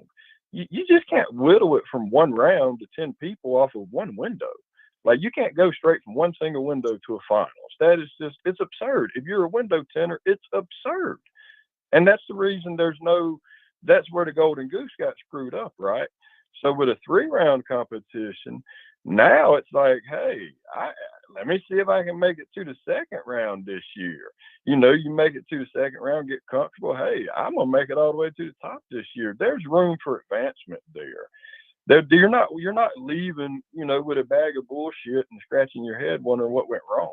Some people leave right? this event, they don't even want to go home and sleep with their wives or spouses or whatever. They're so angry. I say that because I've left like that. I know if I have, other people have. So Well, I'm not saying I've I've everybody, but I've actually seen people go in there all hyped up, ready to do this. And like you were talking about, the one window in 20 minutes or 15 minutes or whatever being rushed. And, you got to get those bugs out because just because you got that stage jitter thing going on doesn't mean that you're not a good window tinner. And I've seen guys go in there, it's a 3-day event, but yet they go in there, they get knocked out on the first day and they just pack up and go home because they're so frustrated. And adding an extra 5 or 10 minutes to that first round and giving them the opportunity to work out their jitters so that they can show what they can do, we're going to get a lot more quality finalists. It's not just there. It's not really whether you can perform on stage or not, or it shouldn't be. That it should be more what can you do, and sometimes it takes you a minute to. I don't do competitions because my nerves. I'm not. I don't enjoy the jittery feeling, and anytime I try to compete with somebody, although don't get me wrong, I got a plan in January to go take down. I didn't get an opportunity this year at the Tinner Battles, and um, so one of the reasons I used to get nervous and jittery at these competitions is because first off, I've got to work in a way that I don't work at my shop. I have a pill board at my shop. 80% of window tinting shops have pill boards. It's a fact. That's not an argument. Now, somebody can get on and say, well, I don't use a pill board. Good for you that you don't use one. I don't have to use one. But for the 80% of us that do, we want a freaking pill board. You know, so guess what? There's going to be plenty of billboards at the WFR competition. So one of the things that gave me jitters was I didn't have a billboard. You know, I can't tent in the way I've got to go back to how I tented when I first started. I've got to drop down several levels to compete, if that makes sense. And I didn't like that, you know, and I got pissed off one year because the prior time I went, you could pull door panels, and I pulled door panels. And I'm like, hell, if I can pull door panels, I'm gonna walk in here and win this thing. You know, that's how confident I was going in because, you know, I knew the quality of my work, and I knew I hadn't seen nobody that can compete in real life. I hadn't looked in a parking lot and seen nobody did a better job, you know. And when I did, I found their shop and learned from them. Well, you did But see it was, you did see my window on your car, right? Not, yeah, yeah, not yeah. trying to toot my own horn or anything, but you know. Listen, every window that got put on that thing, that they got tinted on it is still on it. I haven't touched any of them, even one that's got some excessive trash in it. I ain't even pulled it off or nothing. Like, you know, because it just is what it is. Just park that side of the car against the wall. It's okay. Yeah, exactly. You know, but that's all it comes down to is like, I don't believe that the normal window tint shop, you know, I care more about the meat and potatoes instead of the fluff, right? Like don't get me wrong, like I want to have smiles and party and atmosphere and shit like that. And that's all fine and good, but man, I'm here to compete. You know, I want to freaking show what I can do. I want to find out what I can do against the best people in the world. And so that's the mentality that has to be, in my opinion, taken care of. Like if you say what's our goals at WFR? What's our main mission statement? I don't know, but that's got to be included. Like it has to be that really extremely good window tinters can truly come to a competition and truly show what they have, and it's not going to be luck. At the end of our competition, nobody's going to say, "Oh, they got lucky." No, they didn't get lucky. They spanked you that day. Yeah, and that's just bottom line. absolutely. Yeah, so Stephen was asking, wait, what's that, Rick? You're competing in the Tinner Battles 2023. No, I'm going to be at the Tinner Battles 2023, and I am going to compete in the back window shrink contest because I have yet to see anybody yield a torch like I do. I have this thing with window tint. They around here they call me the tint whisperer for a reason. I do things with window tint that probably shouldn't be able to be done as far as manipulating it. And I can shrink many back glasses in, I don't know, 30 seconds or less. And I didn't get my opportunity this year at the Tinner Battles. I was signed up and Marco from Expel, he won it, and they just ran out of time and I didn't get called. So I'm a little bitter and I'm going to take down the reigning champion because I don't know. I guess it's now a bucket list thing for me. So, but I won't be competing in the battles themselves because I don't know. I'm going to give it a go for that one little moment of competition, but I'm not into staying there for an hour. And I don't, I just give me my 30 seconds and let me do my thing and I'll be back out and then I can catch my breath and it'll be okay. Heck yeah. I don't know. I can't speak for no other event or nothing. Hey, and if people have ideas on stuff they would like to do at an event, let me know. We got limited space and stuff, but if you want to do something, we can time it in or something. Everybody's always got an opinion on what should have, could have been done. But, I can just tell you as me as a grown adult, I've openly offered everybody and their mama to help me. So when I hear somebody complain, I want to slap them. Well, I've been watching this thing get planned for months now, and just everything that's involved in it, there is going to be so much going on. It's crazy. I mean, you guys on day one, you're giving something free away every hour on the hour. It's freaking crazy. That's ambitious, and it's going to take a crew of people just to keep up with that, because at a event like this, an hour goes by in 10 minutes. It is freaking crazy how it's so hard to keep everything in time. And day 2 and day 3, every 2 hours, freebies, day So 3, giving a so truck away.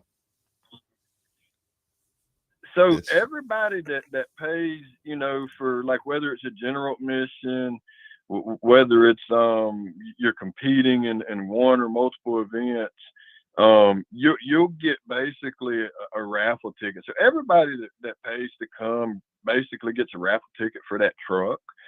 And I don't know, maybe we stick it in a 50-gallon barrel or rotate it, and have one of the kids come pull something out or something. I don't know. We'll figure it out. But that's the whole beauty of it, right? Like, everything that we're doing is not going to be 100% planned. Some of it's going to be completely on the fly, so everybody has input, right? So absolutely. it's going to play out great, but ultimately somebody's going to leave with a freaking truck. Somebody's going to leave with a good chunk of money in their hand. A lot of people's going to leave with various different giveaways. We're going to have giveaways for tenors. Obviously, we're going to have giveaways for the kids. We've got one of them blow up slides. It's actually a water slide, and it's not, pictures. I just want to make sure it's clear. It's not one of the big, huge, tall ones. It's only like 10, maybe 12 feet tall. And so we'll have that somewhere. We might even have it in the building. I don't know. Only But 10 we'll have that 10 for the feet. kids. Only 10 feet tall. If you're 5, that's freaking huge. Right. Well, yeah, it's not for adults. I'm speaking from the adult perspective, saying it's but, and it's got a water cannon on it too, right? So the kids can be able to spray in each other. So we might not bring it indoors. I don't know. Hey, Alex, say hi to Rick. Hey, what's up, Rick? Can you hear Alex? Did I hear what? Did you hear Alex? Can you hear me? What's up, man? Yo, you can hear me? Alex. Hey, I got an idea for the event. Okay. Have Rick shut down Sun for the week.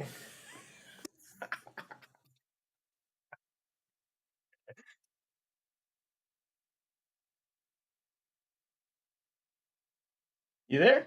I can't hear you, Rick. I'd love to help you, son, but that's out of my ballpark.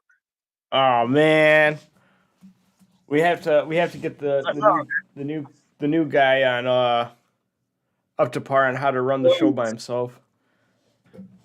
So here's what you could do, right? You could be like, hey, you could just disappear for that week and show up at the thing, and when Rick McIntyre is like texting you saying, hey, Mary told me you weren't at work, or somebody told me you weren't at work, where you at? If you show up at the event next to him, he'll know where you are. You be like, man, I was just there to give you support. I'm still on the clock, right? I'm gonna show up there like Birdman with a mask on and everything. That would be sweet, dude. That would be totally awesome. Nobody would know it was me. I would know. I would just call in sick. Be like, sorry, I got COVID. Hey, but as long as you showed up like that, you could always have plausible deniability to Rick. Exactly. That was my friend or something in that bird suit. I don't know who that was, man. I went into a sugar rush coma or something that week. I don't know what you're talking about. Rob makes a fair point. I can play it off until I show up to work with that new truck. Hey, I know somebody's gonna have. And really, what we want to do is be able to wrap it live on Wednesday, because there's tons of window tuners that know how to rap too, man. So wrap that sucker. That's gonna be sweet, dude. Hey, we got a speaker for the event too. It ain't Mike Rowe, which I love Mike Rowe, but it's not Mike Rowe, but it's somebody kind of like reaches, I think everybody like him. Billy Osbrooks. He's one of our partners on the group too. He's That's kind of gonna hood, but he's good. hood but good. I like that. That's it. That's kind of like me. But absolutely rapping, learning still, but future events. So like for the kids, we'll have like Rubik's cubes, not hang gliders, kites, that, like little bubble things. You know, they run around, blow bubbles, and stuff like that, and Play-Doh. I mean, just all kinds of like different games and stuff. I don't even And know. if I'm not mistaken, the Six Flags water park is like right down the road. So yes, Whitewater is just down the road. If somebody wants to go to it, they need to check the schedule for Six Flags Whitewater. But yes, it is literally you could walk to it from where we are. It'd be about, I mean, it wouldn't be that long of a walk, but it ain't gonna be that short a walk neither. But you could walk to there from where the event's at. I just want to go and battle David Weimer and Rob Higgins, put them in their place. Smack talk starting. Oh, and the team event, we had originally planned that event several years ago, because the first things we planned was the singles, and we had a team event included also. And so my main focus was like, okay, let's focus mainly on the singles and just see what happens on the team event. I think there's great potential for the team events, and so we'll see how it goes this year. And it can be 3-person teams, it could be 2-person and a manager. I don't care, whatever. People can show up, uniforms, whatever they want to do. It's kind of whatever the industry flows with that. And that's going to be a fun event in and of itself. You're going to have an hour to tint a whole car, you and your team. And everybody's like, oh, yeah, no problem. But then the finals is you got an hour to tint that same car, but the windshield's included now. And ain't nobody going to be listening to people making comments on Facebook. Oh, I can't believe you're doing windshields for a competition. It's a competition. We're not. Yeah. Like I don't know, like the judges, competitors meeting that Monday morning. Obviously I'm going to be there, and one of my biggest things is look, don't be whining and bitching about something unless you got an answer to fix it. Like, just don't. Like, because most of that stuff I've seen at these competitions throughout the years, I don't want to hear that crap. Like, I'm a tenor. I'm not one of these people that don't know what the hell's going on. Now, this is what's gonna happen. You don't like it, you just don't like it. Hell, I've had to deal with tons of shit I don't like just to get here. Well, and the goal is to give everybody in the finals a prize, right? Bingo. So Everybody that makes it to the finals is getting paid. You're in the money. Just like if you were playing poker, you're in the money if you make it to the finals. So here's the thing. You got a big ass payout for first prize, you got second prize, third prize, and everybody else in the finals gets a prize, and there's 10 people in the finals. Is that right? There'll be 10 people in the finals. So, and you're capping it at 100 contestants. It's capped at 100. I mean, so your odds, you're saying is your odds of getting paid are 1 in 10. If you can be in the top. 1 in 10. So if you're in the top 10%, it's worth the investment. What is it, like $400 to sign up? It's $400 to sign up. The lowest prize in the finals is $1,000, and that goes all the way from 4th to 10th place. So you got a 1 in 10 chance of winning $1,000 out of your $400 investment, but you stand a chance to win up to $15,000. I Yeah. mean, it's kind of a no-brainer. If you've got any confidence in your skill and ability, and there's bigger money prizes, for second and third also. So it's like your chances of winning something well over what you spent is right there. And on top of it, it's going to be the event of events. It's going to be a little bit of So everything that was and check it missing. out. Even if you're not one of those people that make it to the finals, you know, you might make it to the second round. I don't know. We might make T-shirts for second rounders. I don't know, but that's something to take pride in. But we're also having giveaways all day, every day. You might walk over there and sneeze just right and get something for free. I don't know. We'll figure it out because my responsibility is just to get all the stuff together. The industry's responsibility will be people that volunteer and step up to help. And once we get closer, we'll have more specific, things of, hey, this is what we need. But the bottom line is we'll need volunteers. So Yeah. and we'll have those volunteers because tons of people love this industry. So it's Yes. all going to play out good. Like I said, it's going to be just like a family reunion. You know, we're gonna have a grill there. You want something specifically cooked, you better bring it. Other than that, we have hot dogs and hamburgers. Yep. No, it's going to be huge. And the odds are, even if somehow you walk out of there without getting your investment money back, the experience alone and being a part of something like that is going to be worth every penny, and it's going to give you the knowledge and wherewithal for preparing yourself for the following year.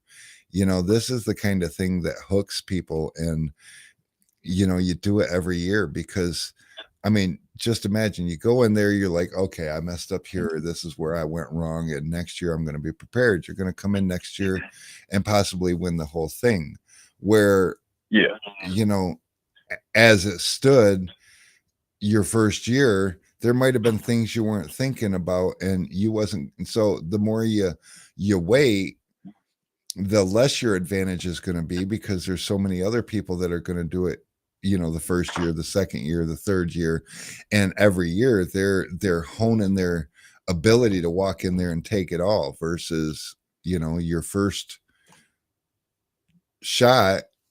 I mean, this is the year that you have the same advantage as everybody there.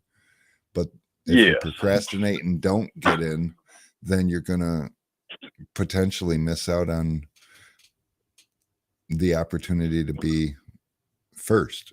M- my entire goal with the competition format was that a normal window tender like myself could come into the competition and be as comfortable as possible under the circumstances. And for me, I can walk into it. If I got 25 minutes to tint a front window, I'm really, really comfortable and confident that I'm gonna get that window tinted damn good.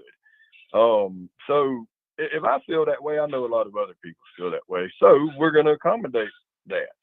And I'm not even in the competition this year because somebody'd whine and moan and groan if I won, which they should be lucky that I'm not in it because there's a good chance I would win this one.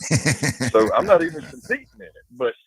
But I'm definitely going to be. I don't know if I'm going to be a judge or nothing like that. I don't know what you call whatever my title's going to be. I'm going to be walking around, like a chicken with my head cut off. Just I don't know. I guess I don't know. Probably not. I'll probably be down chilling out somewhere. I All don't right, know. I gotta get But out of here. no, I'll see you guys later.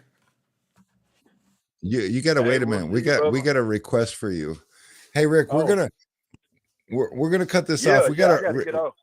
We got a request for Alex to tell a little story before he goes, and so we're gonna oh, give him that opportunity. He's got a little class he's taken now, so people are wanting him to Sweet. tell oh. how it's So, going. So yeah. School's going good right now. I'm just doing a drawing class. The real graphic design stuff doesn't start until the fall. But right now I'm just working on contour drawings, cross contouring, which is like using like displaying 3D elements with how I pressurize my pencil, and then also doing a lot of ink work like cross hatching, stippling, stuff of that nature. I got a real big. It's called like a. I think it's called a double point or a double focal point 3 dimensional that I gotta start working on, and then the final project is gonna be a like a reverse. It's a negative charcoal render. Basically, I take charcoal and I cover the whole paper, and then I draw an eraser. So that's gonna be pretty fucking sweet. He's gonna make a negative. Yeah. Yup. Did you already take your stuff out to the car? No, not yet. Do you want me to pull it out? Yeah, you should show everybody what you did. Okay, I'll show everybody what I did. He drawed fruits today and a flower and some other stuff. It's actually pretty badass.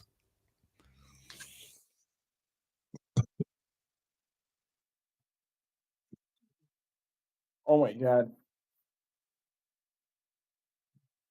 Oh yeah, and his tablet is huge.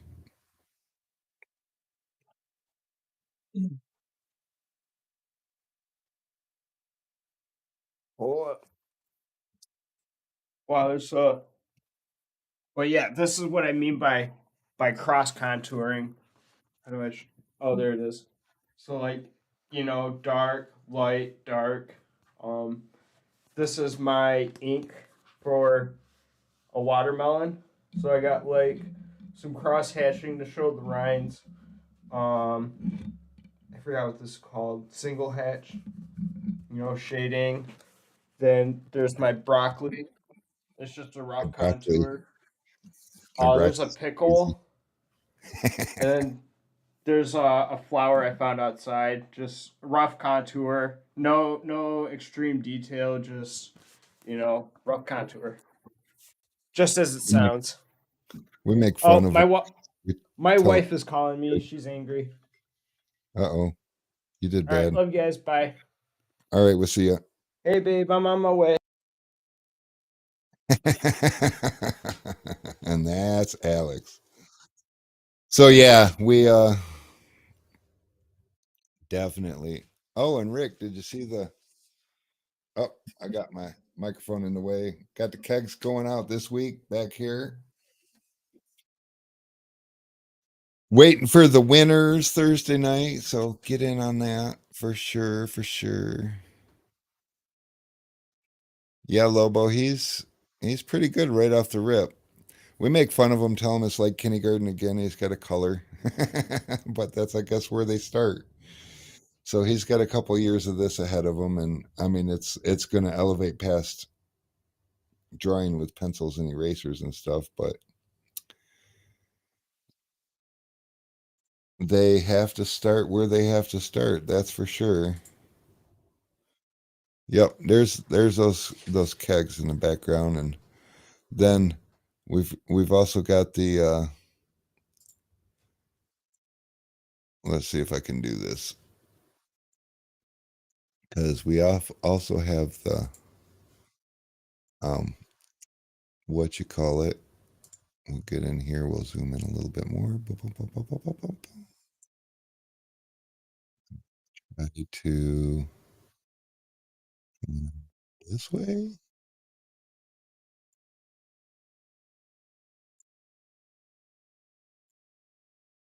There we go. But yeah, so here in the Scuttle Shuttle, that's still up for auction. You can find it on WFR also. There's an auction going on. Currently the high bid, and all this money goes for Tinners for a Cause. Current high bid is $1,100. You get the 3-gallon tank with a one-of-a-kind custom wrap. Every month I'm going to do a different wrap for Tinners for a Cause, so you're not going to be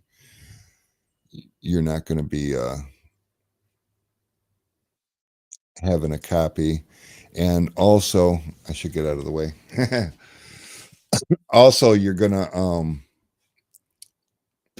get the quick air filler, and of course, one of those awesome tint keg measuring cups, and a 30-foot hose with an inline filter and a brass spray nozzle. It's an amazing price, and like I said, every bit of what's come up with is going to Tinners for a Cause, and it's just any spin wheel today. No, it's the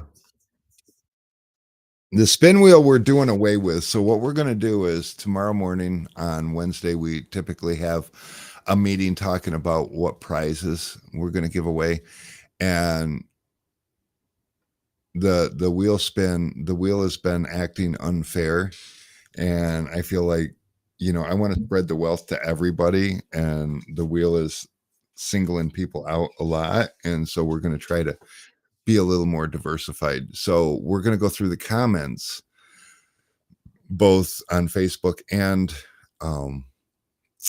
YouTube, and we're going to pick winners, and you're not going to know you won. You'll get a ship notification. So if randomly you get notified that we're shipping you something, then you probably won. So Dave says, I'd be ticked if I literally just got Reese's. Tickled.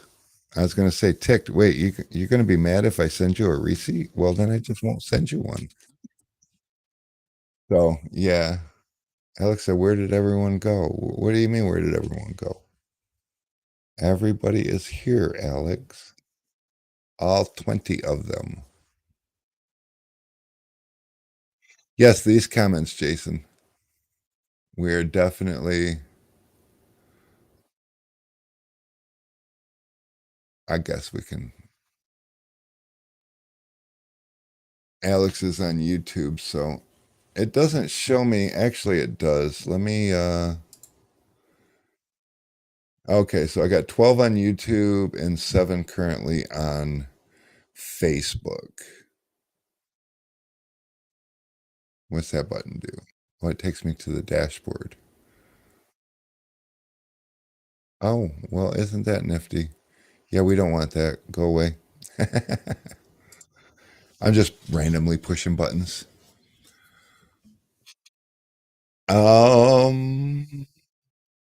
Facebook versus YouTube. So I'm not sure how we're going to do it. Usually the stream is pretty equal between who's on which platform. It's leaning a little heavier towards YouTube. I'm not sure how we're going to go ahead and pick up the winners. What our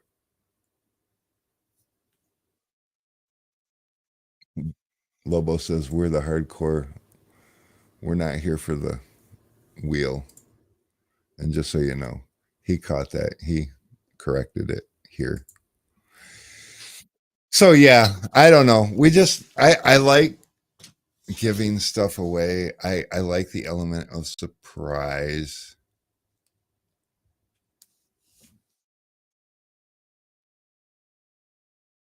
And holy cow.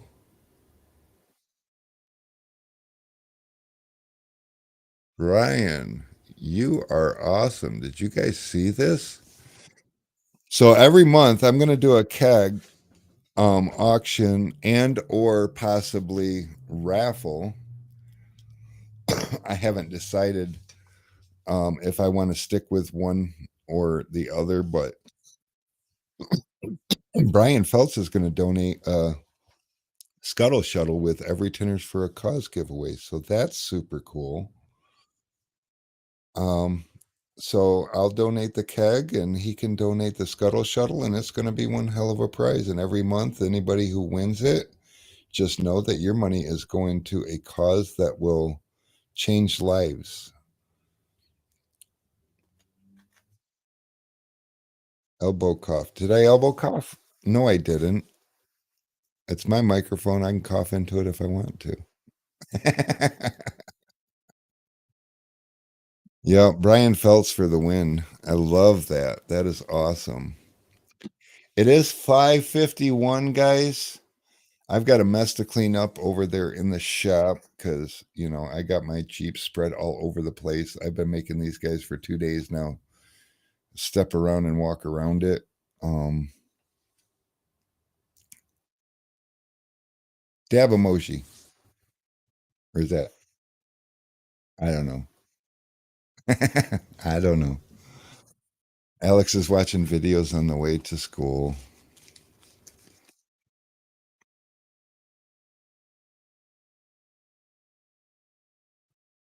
I think my daughter decided that pink tri-edge is hers. Yeah, that's an awful pretty pink. I can imagine the little girls are like, "Oh, I want that." Just careful, don't let her stab you with it because the pointy tips are pointy. But you guys have been great, and I think that. Oh yeah, we're not going to do this. But look at all those names. How many of these names are on this wheel that are normally here? Look at all you guys. Oh, you know what? I didn't even think about it, but you guys don't forget to tune in to Tinter Tinter Tuesday tonight at, is it 8 or 9? Does anybody remember? Shoot, I don't remember. But don't forget to tune in to Tinter Tuesdays. I believe Jason Omaleski's guest tonight is going to be Haas Evans from Extreme Shades, and I'm not sure what they have going on, but it's going to be good. So definitely get in on that. Oh, it's at 9 p.m. Or Charles says 8, I believe. Well, shit, I guess it depends on what part of the United States we're in too, because we got that whole time zone thing kicking, which is good because otherwise it's on, actually, I believe he's on Facebook and YouTube. But if you go to YouTube, in fact, I'll even post a link. Let me just do this real quick.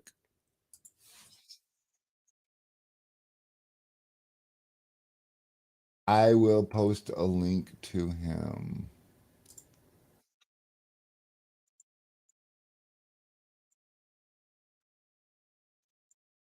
And he just started. This is going to be week 3 for him. But if you guys go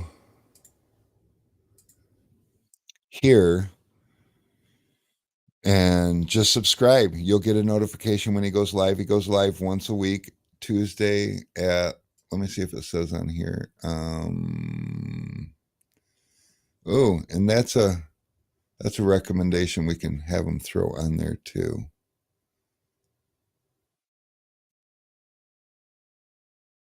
But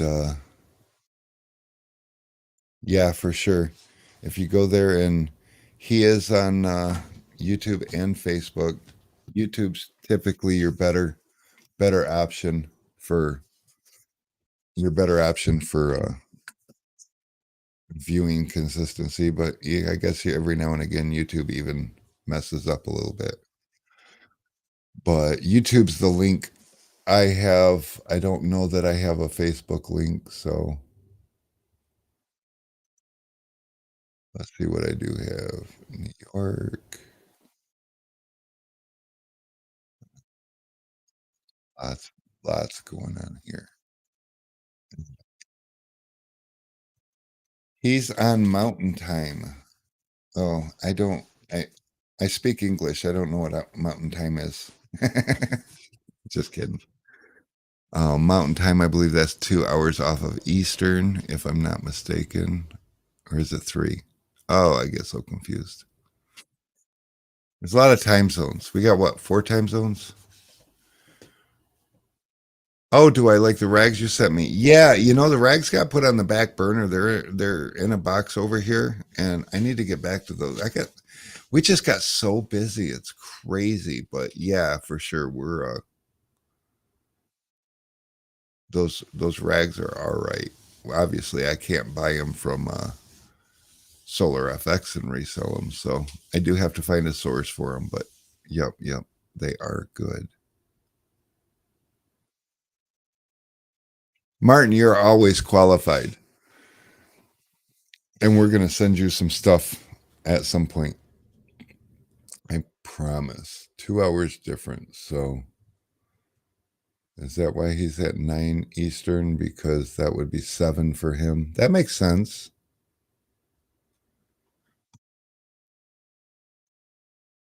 Seven gives him time for his, because that's the other thing in our industry. A lot of guys, when I'm on, are still working because I'm over in Eastern time zone. I'm on at 4 o'clock. So, I mean, it could be lunchtime for people out in California. So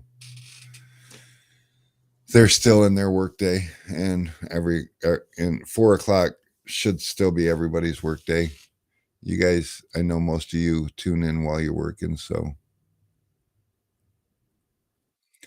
what rags are good? So, I've always been a microfiber guy, and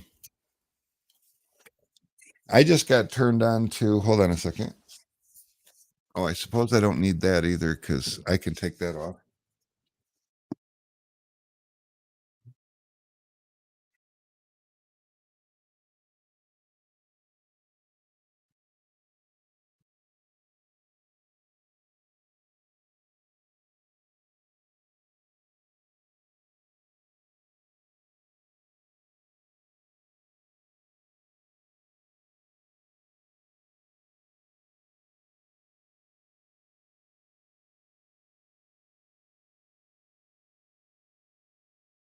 So these are microfiber. Oh, maybe I should grab the yellow one.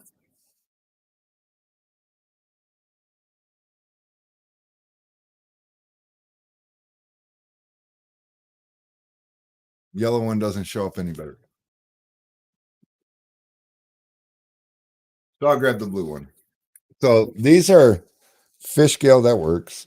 These are fish scale microfiber. So you notice how they got that little diamond weave in them. So they're really tight.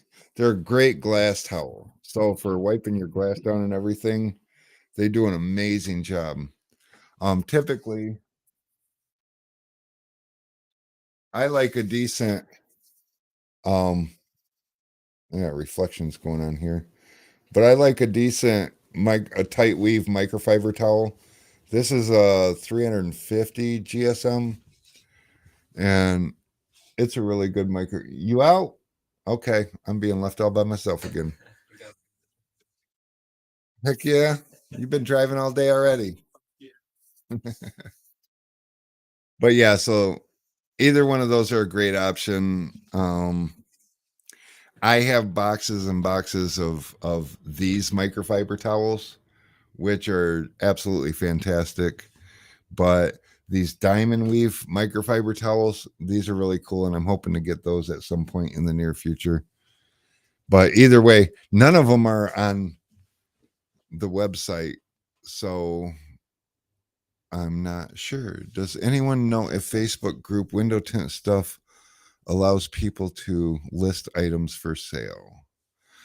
Um, yeah, so Matt over at Tint Stuff, I can tell you he's not looking for spammers. So as long as you're not a spammer, he's okay with you selling items. Like if you got some stuff you want to get rid of, but if you're trying to sell things on a regular basis, what he asks is you make a video about it. He is more into the video content thing. So if you can, hey, what's up, Trace? If you can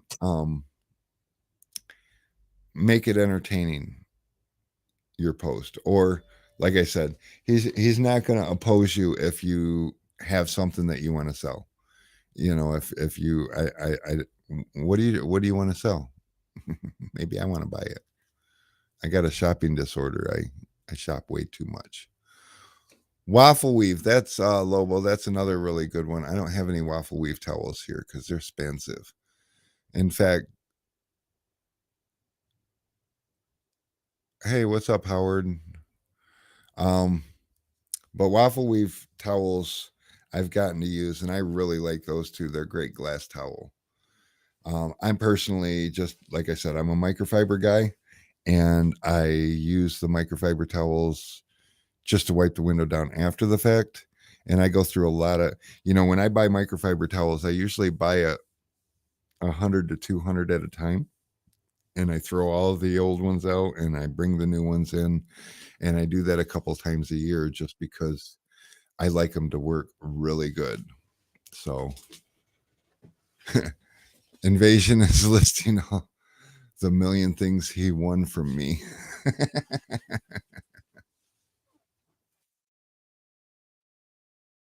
But yeah, one thing I can tell you, Invasion, is if you do post something up for sale and he doesn't approve, he'll just remove it. You're not going to get in trouble.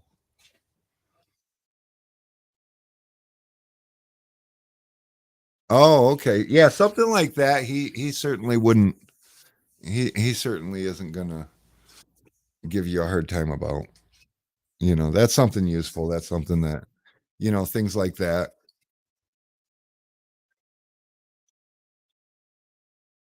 I give away a brand new microfiber towel with every tint job and then replace all of mine when they get whack. That's a great idea, actually. A lot of people have talked about stuff like that. But guys, so I've went past 6 o'clock. I was trying not to do that. So tell you what, till the next tool talk, I'm gonna let you all go. And we'll see you next time around. And keep an eye on your mailboxes for goodies because we'll be sending stuff out. And we're grateful for you, Invasion. So we will catch you guys on the next time around. All right.